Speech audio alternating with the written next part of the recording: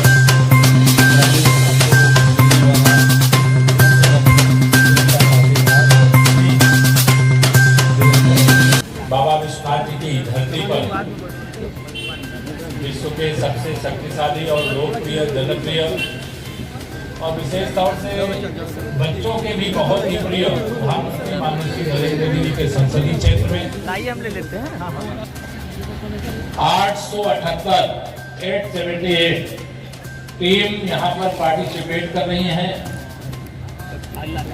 जिसमें 2877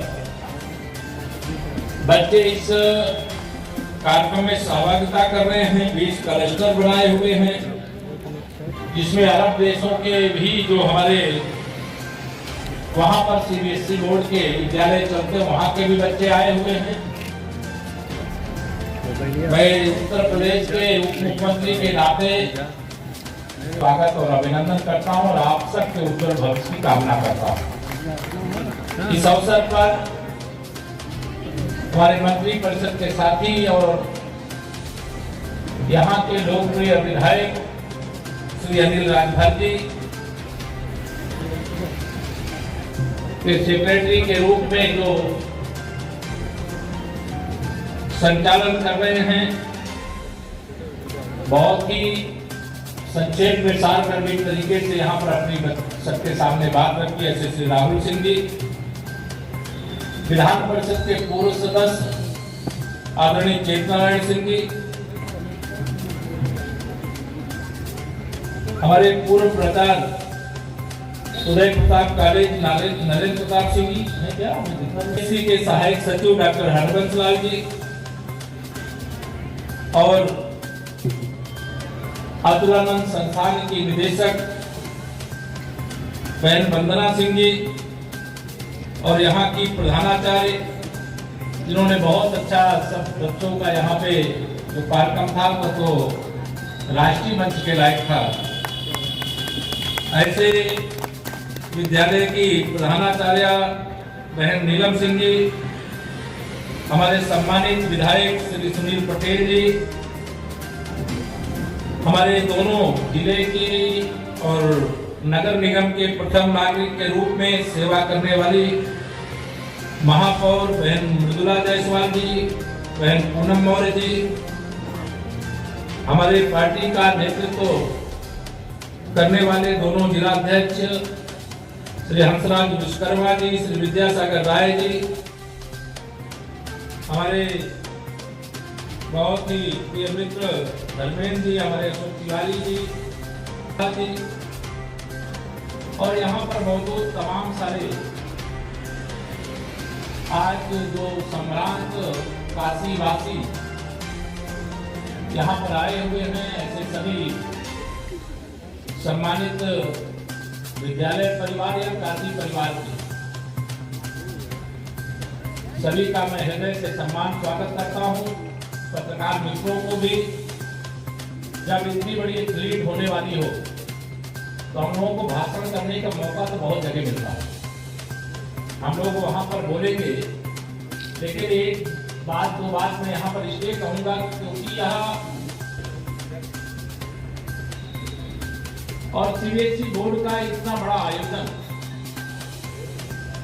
जिस आयोजन को देख करके लगता है कि जो मंत्र माननीय प्रधानमंत्री जी ने इस देश के अंदर देशवासियों को भी और हम सब को भी दिया है, एक भारत श्रेष्ठ भारत का, वह शुरुआत तो देश के अनेक राज्यों से अलग अलग प्रकार से हुई है, लेकिन अभी पिछले दिनों काशी और तमिल संगमम के माध्यम से जो शानदार ढंग से काशी वाले यहाँ भूल गए कि हम तमिलनाडु वाले हैं, या तमिलनाडु से जो हमारे अतिथि मेहमान आए तो वो ये भूल गए कि हम तमिलनाडु वाले हैं। दूध और चीनी जैसे एक साथ मिल करके मिठास बढ़ जाती है, उसी प्रकार से काशी और तमिलनाडु, उत्तर प्रदेश और तमिलनाडु का मिलन काशी की पवित्र धरती पर बाबा विश्वनाथ की नगरी में हुआ। ऐसे ही आज देश भर से मुझे यह कहते हुए गर्व हो रहा है कि हमारे देश में किसी भी क्षेत्र में प्रतिभा की कमी नहीं थी, अवसर की कमी, और उस अवसर को प्रदान करने का काम देश के यशस्वी, लोकप्रिय, जनप्रिय प्रधानमंत्री माननीय श्री नरेंद्र मोदी जी के नेतृत्व में 2014 में सरकार बनने के बाद कोई सेक्टर ऐसा नहीं है जिस सेक्टर का ध्यान न रखा गया हो। इस बजट की जितनी सराहना की जाएगी वो कम होगी। हमारे बच्चों के लिए तो अवसर के एकदम सारे बंद दरवाजे खोल देने का काम किया गया।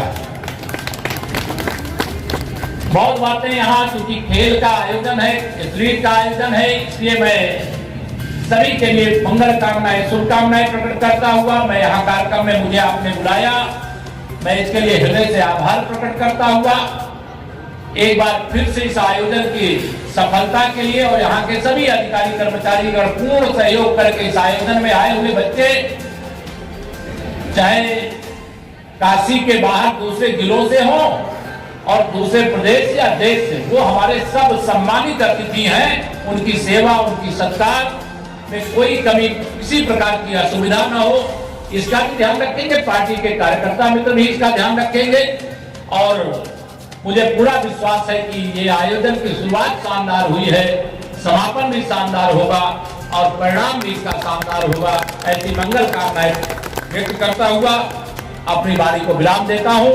और ये भारत माता की जय, भारत माता की जय, वंदे मातरम, वंदे मातरम, वंदे मातरम, हर हर महादेव।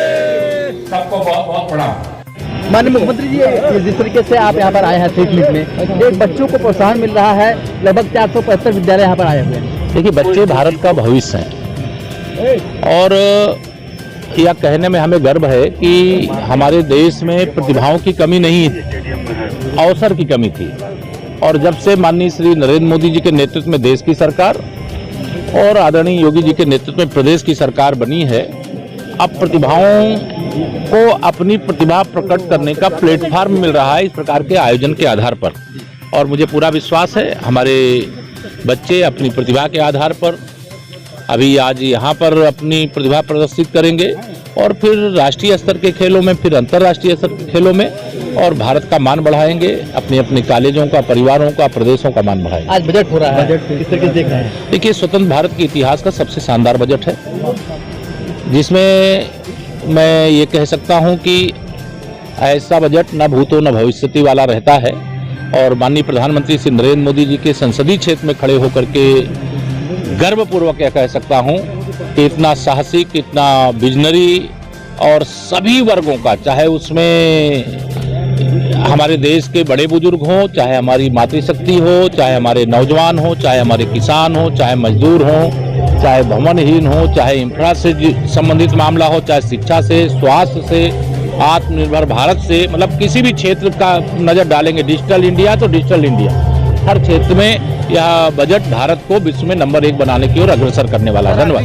अखिलेश यादव कह रहे हैं कि रामचरितमानस पे विवाद है, वो कह रहे हैं हम भाजपा के लोग भाई मंदिर जाने रोक रहे हैं। नहीं, उनके मंदिर आवे, बाबा विश्वनाथ जी के मंदिर में आवे, प्रयागराज में कुंभ नहाएं और मंदिर जाएं, ये तो हम चाहते हैं। मंदिर आए और जो नहीं जा रहे हैं वो भी आए।